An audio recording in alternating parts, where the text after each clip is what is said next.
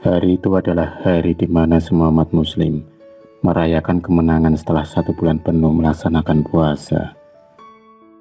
Semua bersuka cita, termasuk Hilda dan Roni, suami istri yang sudah 12 tahun membina rumah tangga. Kebahagiaan senantiasa menyelimuti mereka. Hanya saja kebahagiaan mereka kurang sempurna, lantaran belum adanya momongan di tengah keharmonisan Roni dan Hilda. Segala upaya terus dilakukan untuk berikhtiar, hanya saja waktu belum menunjukkan hasil yang memuaskan. Cibiran demi cibiran dari keluarga suami sering Hilda dengar. Dia pun mencoba diam, meski hatinya terluka. Di umurnya yang tak muda lagi, membuatnya pasrah jika memang tak ada garis keturunan di keluarganya. Roni adalah laki-laki yang setia. Baik buruknya pasangannya, dia terima dengan lapang dada. Sebagai seorang istri, Hilda merasa bukan wanita yang sempurna. Tapi dengan kelembutan sang suami, Hilda merasa dialah wanita paling sempurna. Hingga suatu hari tak sengaja Hilda bertemu dengan sahabat lamanya, Ratna. Dialah teman paling kocak sewaktu sekolah dulu.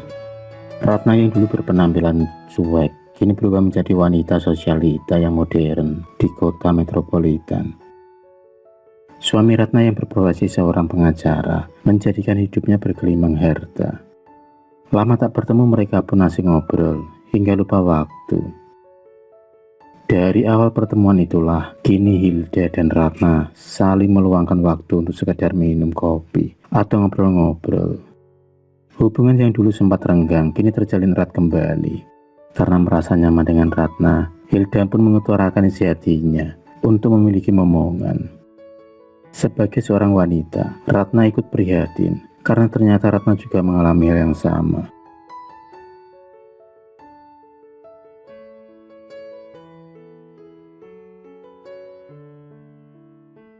Tapi itu dulu, karena kini Ratna sudah memiliki momongan yang berusia 10 tahun.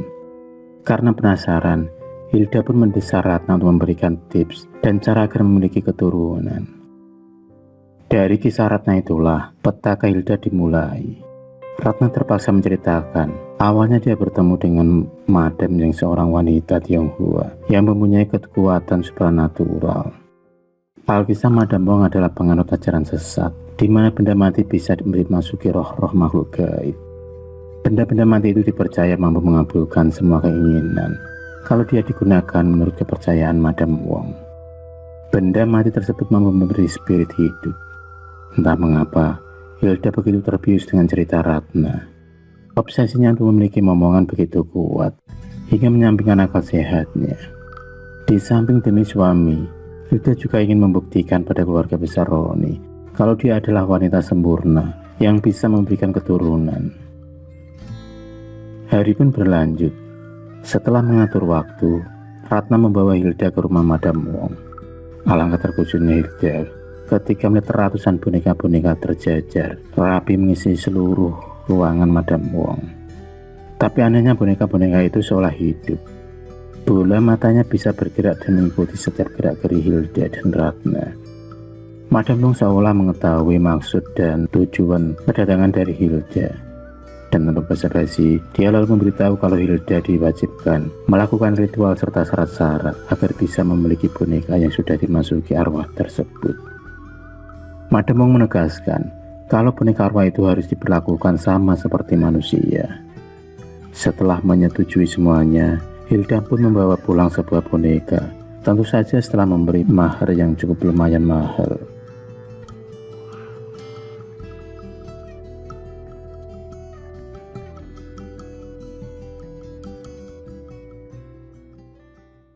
Sekilas boneka itu sangat lucu dan mempunyai mimik wajah yang begitu menyerupai bayi. Tentu saja Hilda sangat berantusias dalam merawatnya. Boneka yang diberi nama Loli itu selalu dibawa kemana Hilda pergi. Entah kebetulan atau tidak, 4 bulan setelah itu Hilda pun hamil. Perasaannya begitu senang. Terlebih Roni yang sudah belasan tahun mengharapkan kehadiran si buah hati. 9 bulan 10 hari. Akhirnya tangisan seorang bayi terdengar juga di rumah Hilda. Bayi mungil dan lucu itu mampu membuatnya menangis karena bahagia. Malam itu benar-benar malam paling bersejarah dalam hidupnya, tapi tidak untuk malam-malam berikutnya. Tanpa disadari malapetaka baru akan dimulai, karena malam-malam bahagia akan berubah menjadi malam paling mencekam. Malam itu tak sengaja Hilda terbangun karena mendengar tangisan dari anaknya. Dia mengira kalau si bayi haus atau lapar. Dengan mata yang masih sedikit terpejam, dia pun meraih anaknya untuk dipanggung. Baru saja Hilda membuka sedikit matanya, dia pun berteriak histeris saat melihat boneka arwahnya melotot dengan mata yang berdarah-darah. Tapi anehnya apa yang dilihatnya tidaklah sama seperti yang dilihat oleh Roni. Bahkan Roni melihat tak ada apa-apa dan boneka arwah itu masih tertata rapi di sudut kamarnya. Sedangkan bayi kecilnya tampak tertidur dengan pulasnya. Malam berganti malam.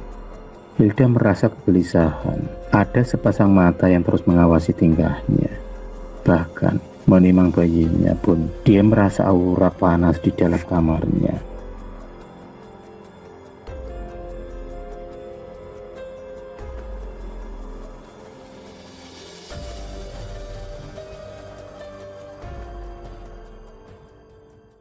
Tak terasa 1 bulan sudah usia bayinya.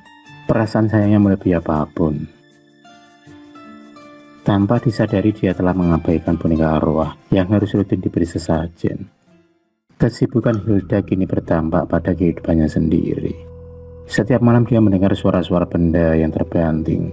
Ditambah lagi, suara langkah kaki terus saja terdengar di gendang telinganya. Keadaan semakin parah. Lantaran malam itu suaminya telat pulang karena ada proyek malam dan diharuskan lembur. Entah mengapa anaknya mendadak rewel, tak seperti biasanya. Malam itu juga hawa dan seisi rumah menjadi panas. Hilda lelah menggendong si kecil. Jam sudah menunjukkan pukul 11 malam. Tapi anaknya masih aja rewel dari sore hari. Karena dia ingin ke kamar mandi, dia pun kemudian meletakkan bayinya di atas kasur sebentar. Dan 5 menit setelah itu, lututnya seolah tak bisa digerakkan. Mulutnya tak bisa berkata saat ia melihat bayinya itu berlumuran darah. Dan ada boneka arwah yang mencoba menghisap leher bayi tersebut. Sulit dipercaya, benda mati itu dapat bergerak dan berjalan, bahkan mencoba menghisap darah anaknya. Malang tak dapat ditolong. Bayinya meninggal seketika dia kehabisan darah. Dan untuk boneka arwah itu sendiri telah kembali pada tempatnya. Tak ada yang menerima cerita Hilda. Bahkan suaminya sendiri tak mempercayainya. Dia menganggap Hilda tak pantas menjadi seorang ibu. Dia dianggap lalai hingga akhirnya dia pun diceraikan oleh Roni. Hilda pun kemudian murka kepada boneka arwah itu. Karena dari boneka mati itulah dia mendapatkan kesialan seperti ini.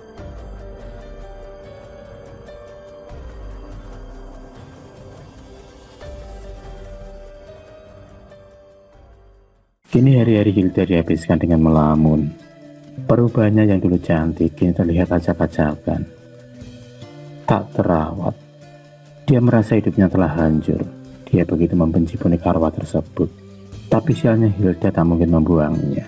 Karena kalau itu dilanggar, dia akan mendapat malapetaka yang lebih dahsyat lagi.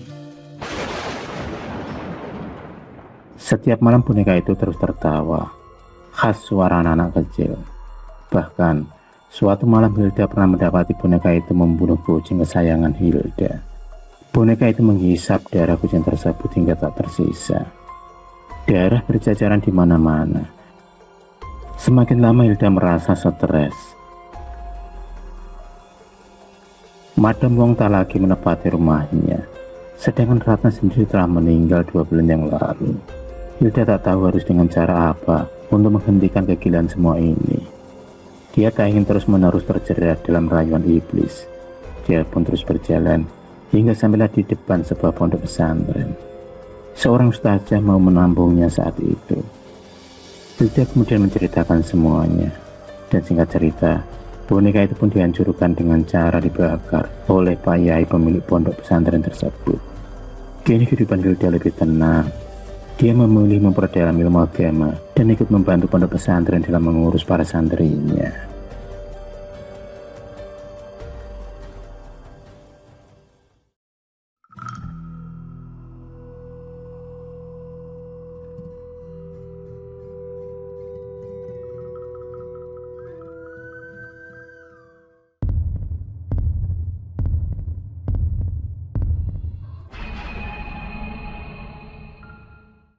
kasih sudah menonton video cerita bergambar ini. Klik subscribe untuk terus berlangganan video-video cerita bergambar selanjutnya. Semangat berkarya.